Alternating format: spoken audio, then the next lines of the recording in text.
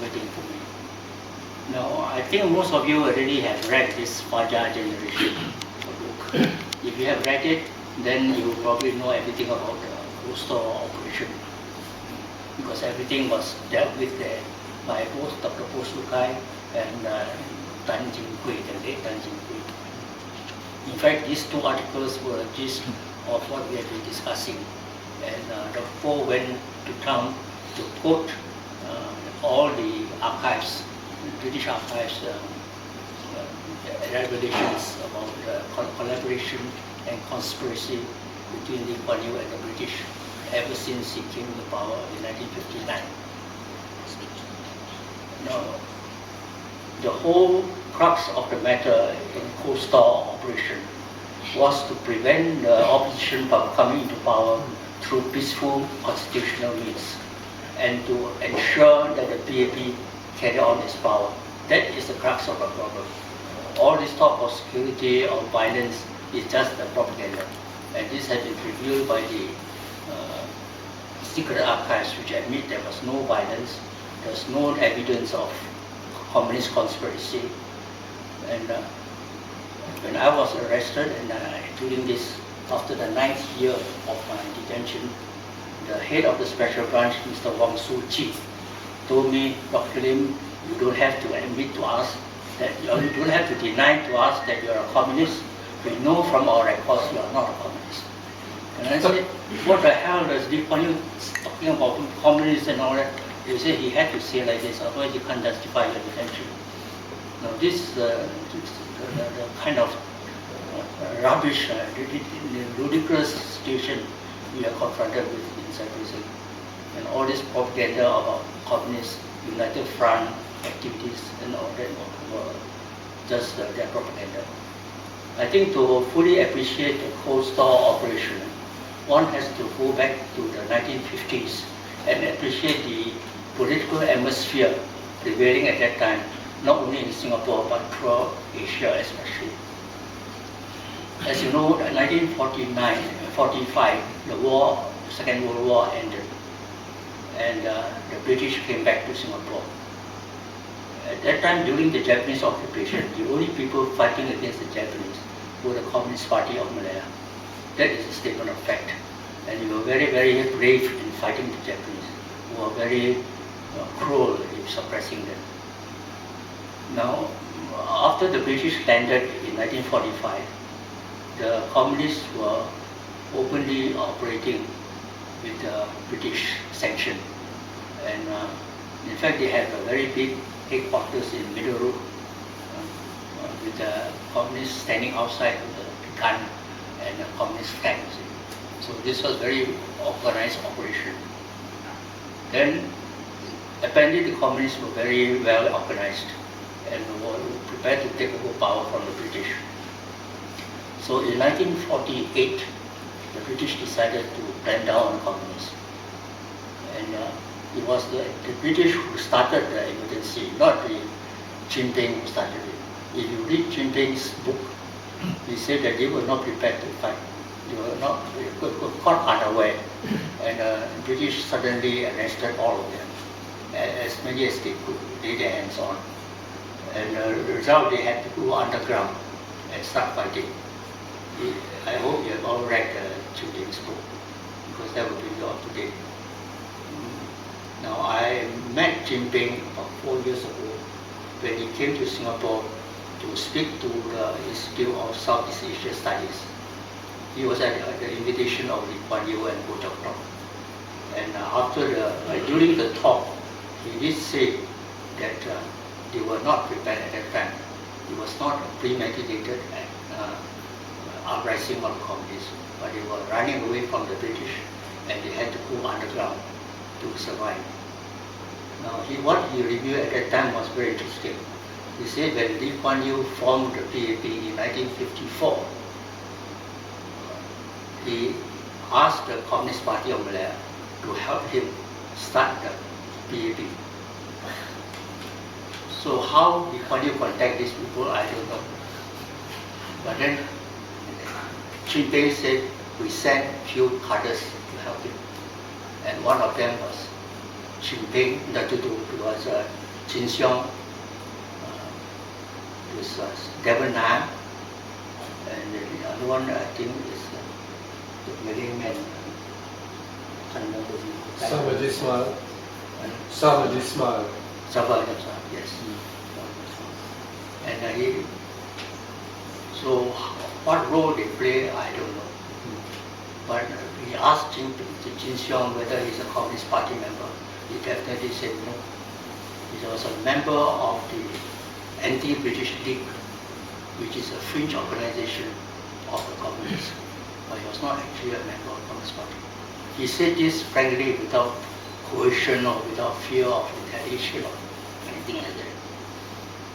So it was in this context that PAP came into being in 1954. Now at that time, it was just the end of the atmosphere of white terrorism, which was imposed by the British in 1948. 1948 to 1954 there was hardly any open political activity. All political activity was suppressed in the name of suppressing communism. The anti-communist bogey is used to suppress all legitimate political activities. And one predecessor of this PAP, the Singapore Democratic Party, it's not this the Democratic Party, the Union Democratic Union, led by Lim Ken Chai and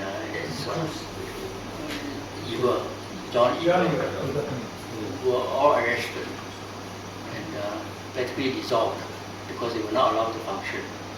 Eber, as you know, left Singapore for England. Ken Chai was detained for a while.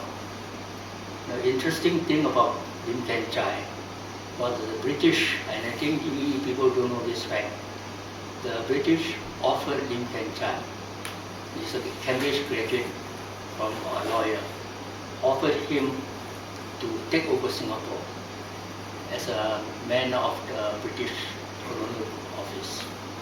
Ken Chai refused. So because he refused, he was asked to disappear. If he had agreed to, he had been cultivated by the British, and Lee Kuan Yew would not be in existence. So this is a historical fact. Ken Chai said, no, I will not become a British stooge. So the 1954, it was after the Fajar trial and after the students' demonstration, the Chinese school students' demonstration in 1954. There was a complete awakening of the political situation, something like what happened after the general election now. In the light of this, in the wake of this political awakening, the PAP came to be. Everybody became very politically alert. So, who formed this PAP at the beginning? Was mainly the workers led by Lim Chin Siong and the Chinese school students. Of course, the Fajar people, the Socialist people participated, but we are a minority. We are numerically in a minority, although we played a very important important role. So when this PAP was formed in 1954, the main leaders were Lim Chin Siong, Lee Kuan Yew, James Purutieri, and the rest. K.M. Byrne was there also, as Lee Kuan Yew's group, To Chin Chai. Now, Lee Kuan Yew got this Tunku Abdul Rahman and this Dato Lim Tan Cheng Lock to attend the meeting of the PAP, the inaugural meeting of the PAP, and they give the PAP their moral support. So make it appear as though it's a pan-Malay movement, but essentially it is a Singapore movement. And the activities of the PAP was very vigorous because the Chinese school students and the trade unions were there, and they formed the majority of the PAP membership. Now, at that moment, there was already a rift. Lee Kuan Yew knew that he was not in control of the party. And the real person in control of the party was Lim Hock in his group. In 1955, there was a mass rally to welcome two British MPs who came to Singapore to assess whether our population was ready for independence. David Marshall then was the chief minister, so he held a rally at Kallang there. Kallang at that time was undeveloped, very big open field. And the PAP also held another rally. And on top of the lorry, we saw Lee Kuan Yew and Lim Hock Siew. And that rally was a very huge rally. I think at least 40,000 to 50,000 people. I think you were there and I was there also. And we were amazed at the crowd, very, very big crowd. But poor Marshall's crowd was very small, about 2,000. And something happened to Marshall's stage. It collapsed. So people say they saw sabotage. People just cut the rattan which were binding the thing, and the whole thing collapsed. And it happened to rain. So there was a lot of commotion. And the remarkable thing about that one was the rally organized by Lim Hock Siew and Lee Kuan Yew was very well disciplined. They just use a megaphone and tell them to sit down, no disturbance. So no riots at all. Very well disciplined. And we told them to disperse because we knew that if there's any trouble, then the British will come and use this as an excuse to clamp down all the organizations. So the crowd dispersed very well, no disturbance. But what happened to Marshall's rally, I don't know because I didn't go there. It was a small crowd anyway. Now, because of this, I had to go to London to negotiate for advancement in the constitutional status. And Lim Hock Siew and Lee Kuan Yew together with David Marshall went to London for constitutional talks. That happened, and the talk was a failure because Marshall demanded very rapid changes. The Internal Security Act, the Internal Security Council must be in the hands of the Singapore elected members and not by the British. And the finance and foreign affairs should also be given to Singapore leaders. So the British, of course, were not in the mood to entertain such demands. And Marshall came back empty-handed, and they felt that he's lost face, so he resigned. And what happens is his second in command, Mr. Lim Hock, took over, and Lim Hock wants to prove to the British that he could be relied upon to suppress the trade unions. And he started provoking the Chinese school students, started provoking the unions, and of course it led to a riot. You will review that in the thing, it's all a systematic provocation. They arrest people and expect them to protest and use that protest as an excuse to suppress. So in 1956, there was a big riot arising from the clamping down of all these left-wing organizations, especially the banning of the Chinese School Students Union. I was there at the Bukit Timah when the Chinese students camped inside the Chinese high school. And students there camped for about 1 week. And the government gave them an ultimatum to disperse. So they did not disperse. So that night the ultimatum ended, and so the troops and the police were outside the Bukit Timah, outside the Hwa-Chong Girls' School. I was there with 2 other university students. And the students did not create any trouble, they were all inside there. But it was the crowd outside that booed at the police and started throwing stones at the police. So the police charged, and then the riot started. Now, whether this crowd is a provocateur agents or whether they are genuine villagers dissatisfied with the police, I don't know. But that's how the riot started, outside the school. Of course, that night the police went into Chinese high school and dispersed the students, who then had to force down to Bukit Timah Road and march to Chinese high school. the spirit was very high. I saw them marching down, marching, singing away. Now the riot occurred and lasted for about 1 week. And, dozens of people were killed. And it was almost a spontaneous riot. The population was very angry with the Lim Hock government. And Lee Kuan Yew, of course, condemned the arrest, subsequent arrest. Say this is praising the students, praising the workers and all that. So Lee Kuan Yew was on the side of those who were arrested. And you should read his speeches in the assembly about how he condemned this arrest and all the things that if democracy means anything, you must bring people to trial and not just keep it. He definitely know that. This is precisely the opposite of what he's doing now. Repression is like making love. Yeah. I don't have the quotations here, but people can do research. And it's very interesting what is capable of doing.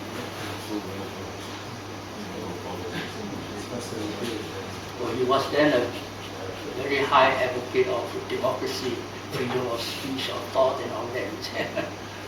So, in '56, there was a mass arrest of about 300 left-wing trade unions. James Butteri, Lim Jin Xiong, Woodhull, all were in. Then in '57, there's another set of trade unionists. That was, I think, again a put-up affair, because they alleged that trade unionists want to take over control of the PAP, which is not very true. This is all instigated by somebody inside the PAP. I was against this move and I tried to stop it, but they wouldn't listen to me because I was not an important person at that time. So they went ahead and started electing 6 members out of the 12 CEC members of the PAP. These 6 were all trade unionists. So Lee Kuan Yew thought this is a threat to his power position, and he resigned, refused to take over power in the PAP, and allowed Lim Hock to arrest all these people, except for Tuti Raja. So when these people were arrested, then Lee Kuan Yew came back, changed the constitution, changed the whole PAP constitution into 2 strata of membership. One is the cadre member, one is the ordinary member. Now, ordinary member cannot have the right to vote for the central committee. Only the cadre can vote for it. And the cadres are appointed by the central committee. So I appoint you so that you can elect me. It's a self-perpetuation system, which Lee Kuan Yew justified like the Pope and the cardinals in the Vatican. A system that lasted for 2,000 years. Anyway, this was the situation in '57. Then '59, the election came. Now, the left wing gave them full support to the Lee Kuan Yew group, because there's no other group available in Singapore at that time. And Lee Kuan Yew was elected 43 seats out of the 54. Very big streak. This was predicted because the Lim Hock and all these groups were not organized at all. The Chinese school students, Chinese unions, trade unions are all very well organized, and they swept the elections.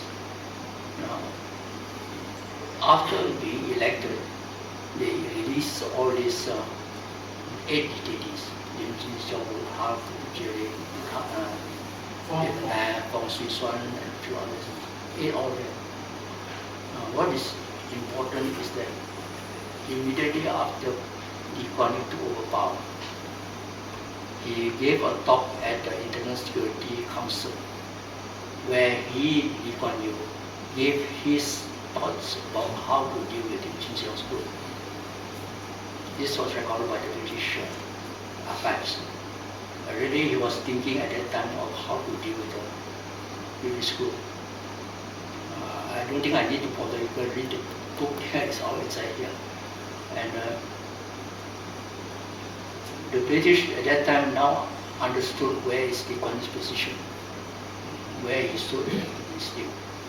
And in fact, prior to this, we did not know at that time, but he was already in cohesion with the British Special Branch. Corrigan. Richard Corrigan. Corrigan. He was in Richard. That we didn't know at that time.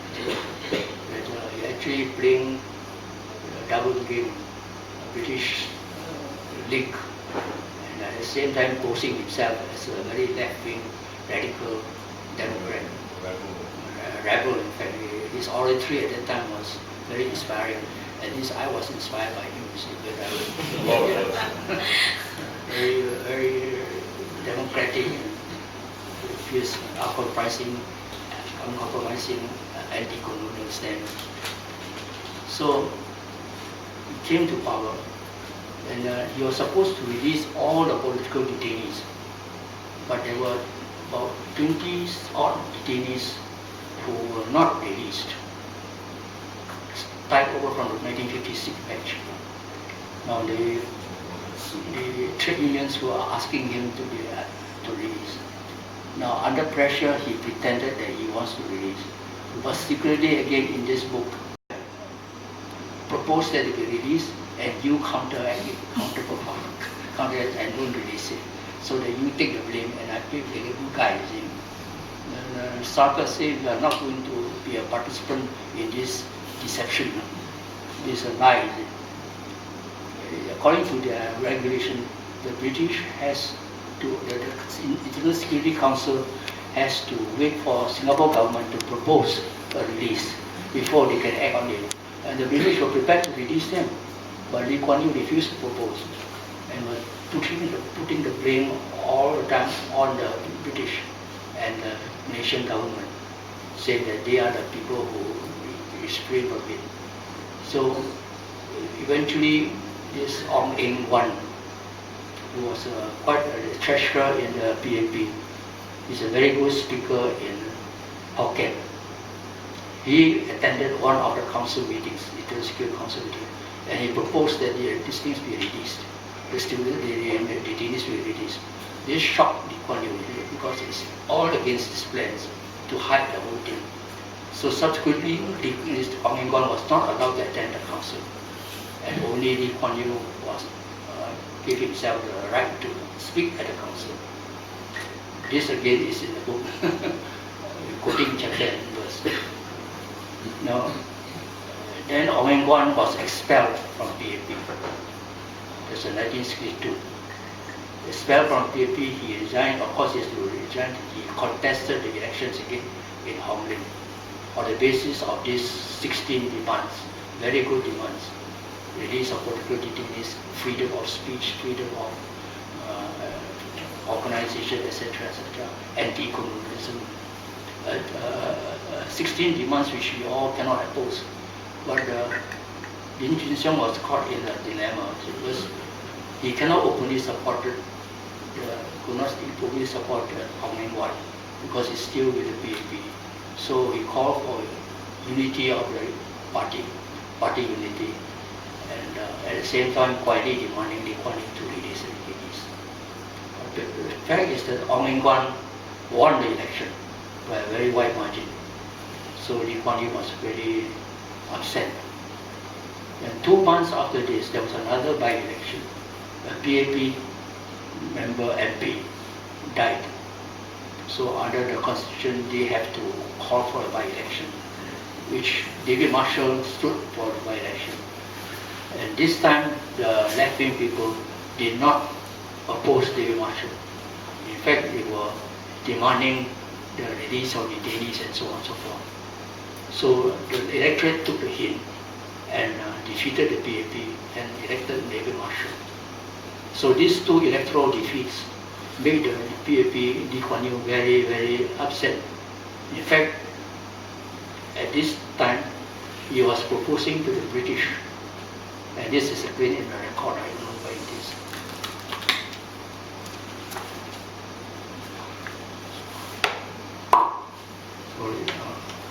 In conversation with the Sarkar on the 28th of July 1961, at the time of the formation of the Barisan Socialist, Moore, that's the Assistant Commissioner, reported that Lee Kuan Yew's tactics in the following terms.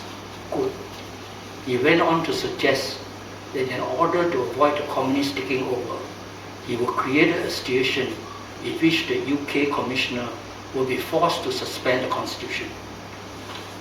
This might be done either by the Singapore government inviting a Russian trade mission to Singapore, thus forcing a constitutional crisis, or by instigating riots and disorders, requiring the intervention of British troops.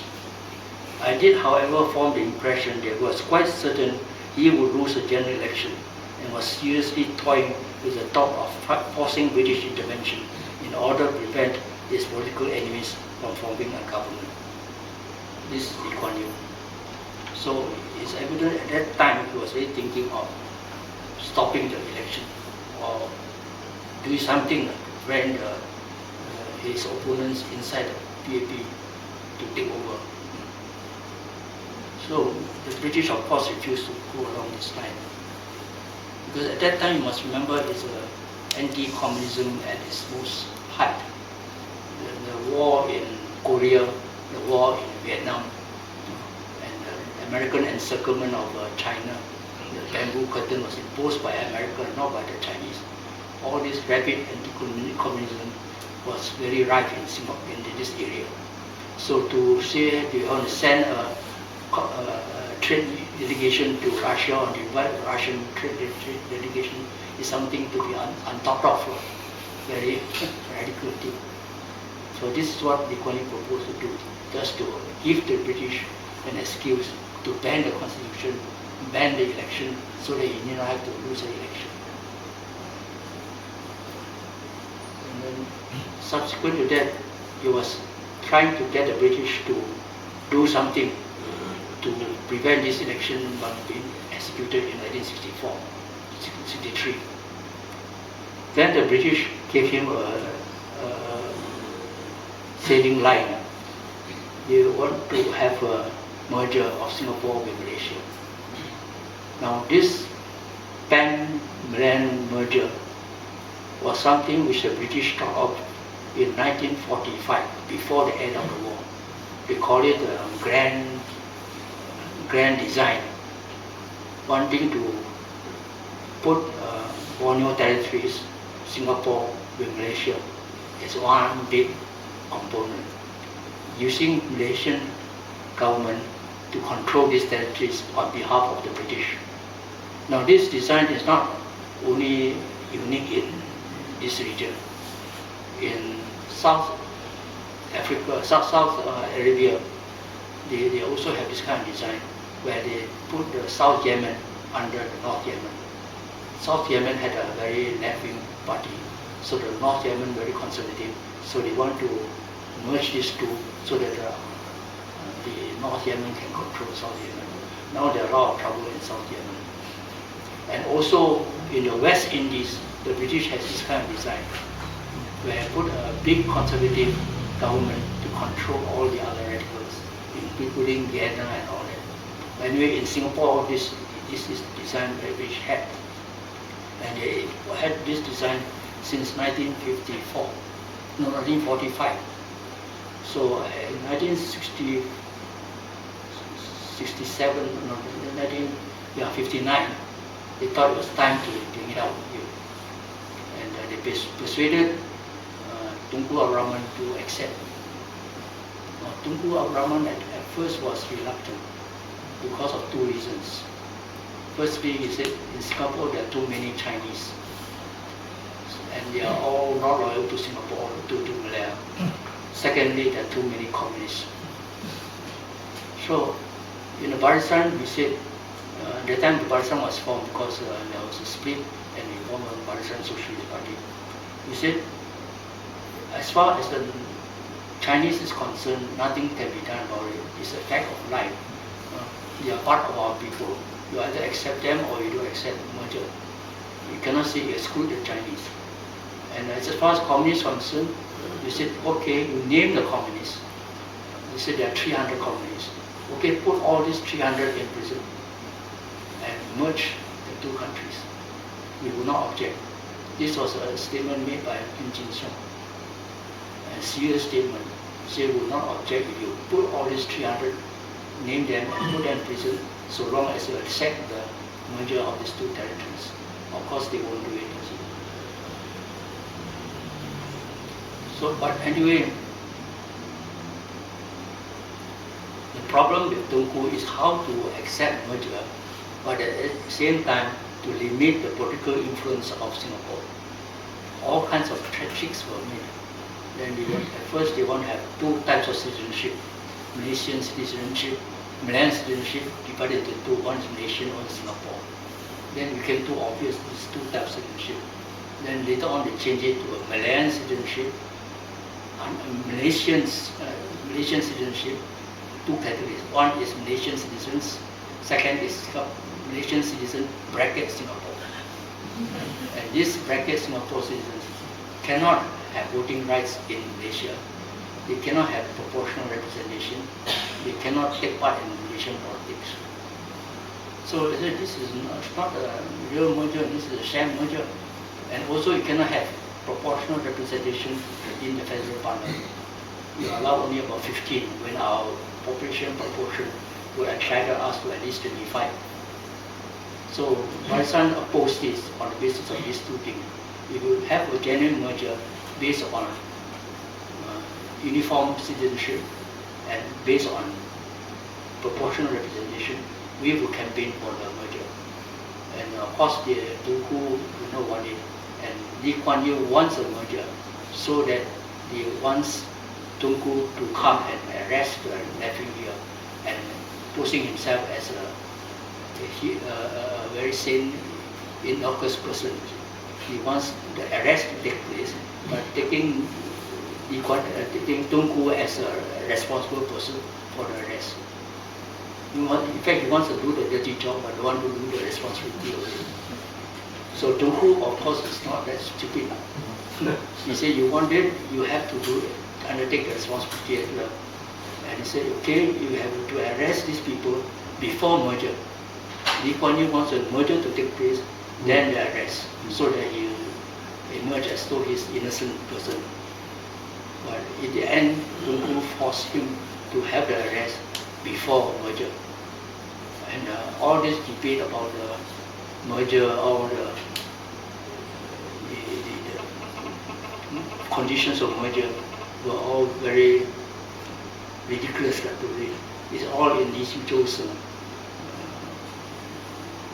assembly records, the 7.5-hour speech, where we tore down to bits all the PAP lies and trickeries. Now, and then they of course have a referendum, which most of you can remember. It's a ridiculous referendum. The PAP's merger plan, and then the so-called Barisan's merger plan, which according to their interpretation means 2/3 of the Singapore citizens will be deprived of their citizenship without any proportional representation. And the third alternative is the Borneo territories. The conditions at that time was not spelled out. So how can you offer it to a choice when you don't have the conditions? Now you have to vote for one of these three. Voting is compulsory. You cannot vote against any of them. You have to vote one of them. And if you spoil your vote, it's a crime. If you put a blank vote, it will be counted as voting for government proposal. I went to United Nations to tell people about this referendum, and they all had a good laugh. Say, where in the world we have this kind of referendum? It's either yes or no. No such thing as giving you three alternatives, one the government, and the other two worse than that, and you will choose compulsory choice. And they use this referendum, this sham referendum, to give them an excuse that the people supporting the A, there's alternative A, there's a government proposal. Anyway, after this, they said, after this referendum, they are going to arrest the Nephi people. So, and then they're still not sure because Sarkar keep on saying, Sarkar is the British High Commissioner in the records, said there's no evidence that they are doing anything subversive. There's no evidence that they were connected with the Communist Party. In fact, there's no evidence at all to justify a repression. It's all inside the archives. So what are we going to do now? How to justify an arrest? Then the Brunei Revolution broke out in December the 8th, 1962. And Lee Kuan Yew jumped on this thing, saying, now this is a golden opportunity or something like that, to arrest them. Now, Brunei Revolution has nothing to do with us. They said the Barisan was in companies with it. That's not true. This Brunei leader, Azahari, has been coming to Singapore ever since 1954 or 55. I met him several times. He came to the University Socialist Club to give us a talk. And he was openly talking about armed revolution. I thought this fellow must be a joker. You are armed revolutionists, you want to talk about these things so openly, no secret about it. But he was very open about it.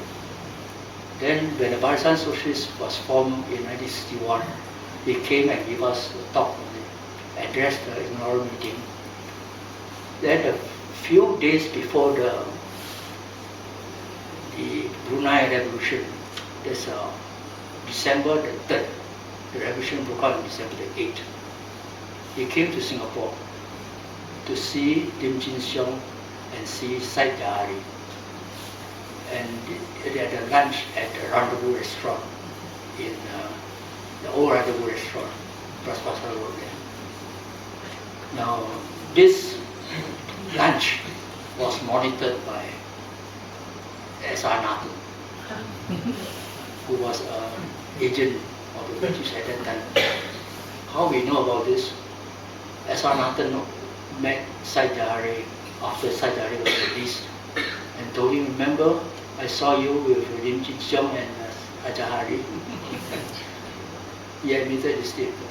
So we all know that S.R. Nathan is an information agent of the British.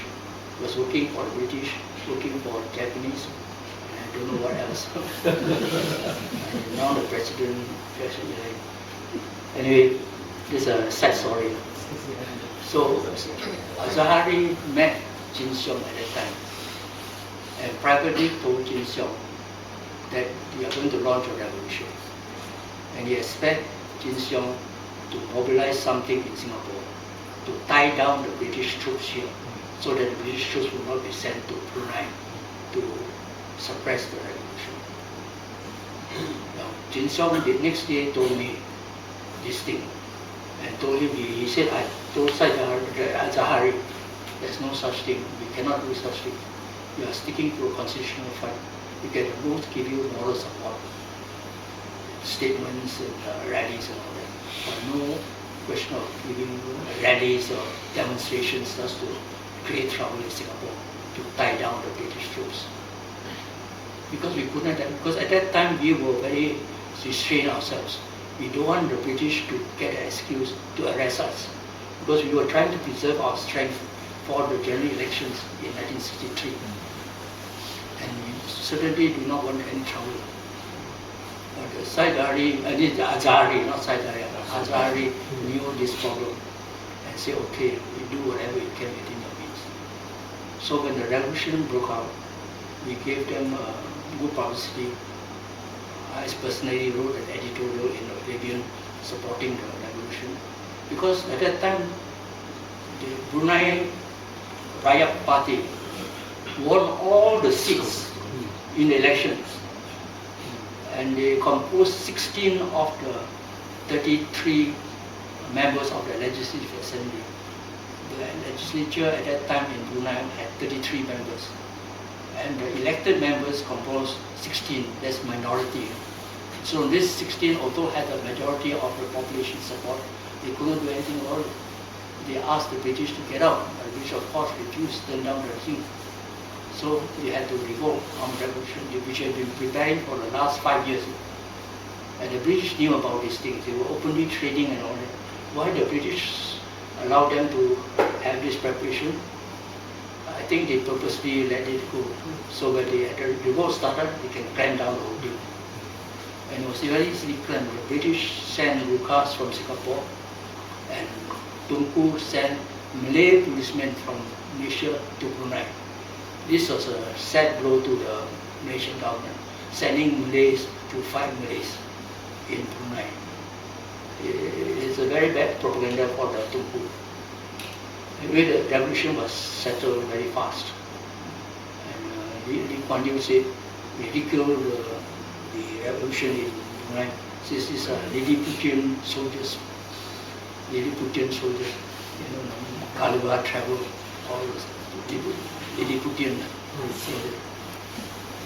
Anyway, to us this is a sideshow, but it shows that the people in Brunei were against this merger with Malaysia. And the reason is very simple. Malaysia, in Melbourne, Brunei was an oil-producing country. Every year they had $100 million surplus. This will have to go to Malaysia with Tunku. Tunku, of course, will welcome it. Why should they want $100 million surplus? So they refuse. I can prosper myself. What do I get? Is it? So they and so this Sarawak and Sabah were pushed by the British to come into Malaysia, and Singapore was all for it. So when the merger took place, the Lim Chin Siong all were arrested, including myself. Now this arrest is very interesting. They were discussing how many people to arrest. The three governments have three lists: Tunku, the British, and the PAP. PAP's list was called the biggest list, 180 to 200. The British was not very much, and Tunku halfway. Actually, the arrest was supposed to take place in December 1962, not February 63. And Lee Kuan Yew insisted that 2 MPs from Malaysia should also be arrested to make it appear as a pan-Malayan suppression. And these two were Lim Hock Siew and Ahmad Bustaman. Lim Hock Siew is an important leader of the Socialist Front, the Labour Party, and Ahmad Bustaman is the chairman of this party Rakyat. Now, Ahmad Bustaman has previously been arrested for 8 years by the British, and Tunku was sympathetic to him, you see. So why must I arrest him again? He doesn't believe he's a communist. Neither is Ken Siew. Ken Siew is a Cambridge graduate, law graduate, but I think he antagonized Lee Kuan Yew at a forum. I was there at the forum. I represented Barisan. Ken Siew represented the Labour Party, and we irritated Lee Kuan Yew at that forum until Lee Kuan Yew lost face and flushed it. So it's a personal vengeance. I want to arrest this fellow. That is Lee Kuan Yew's personality. You irritate him once, you get him, and he has a chance. Now, Tunku refused to arrest these 2 persons. He said, why should I? Well, why should I take the responsibility? Why should I play the bad guy to make you look good? So the whole thing fell. And so they postponed the arrest to February the 2nd. Instead of December 1962, it came to February 2nd, 1963. And Lee Kuan Yew wants to make it appear that the arrest is from Tunku, not from him. So the International Security Council must have a meeting in KL, not Singapore, to decide last-minute decision on the arrest. And police also be assembled in Malaysia and count down across the causeway, and then midnight to arrest us. Not midnight, before midnight. At 2 a.m. they left Johor. When they had the council meeting in KL, I got news of it. My friend in KL told me the arrest will take place tonight. We have friends all over, so our information was quite good. So we anticipated the arrest that very night. I couldn't sleep the whole night waiting for the police to come. So when they came, it was around 4:35, and we were all taken to Outram Prison. Outram Prison now demolished. Now that was the February 2nd arrest. We were all put in solitary confinement for 3 months to 5 months, and subsequently transferred to Changi Prison. I think I stop here in case any questions you want to ask.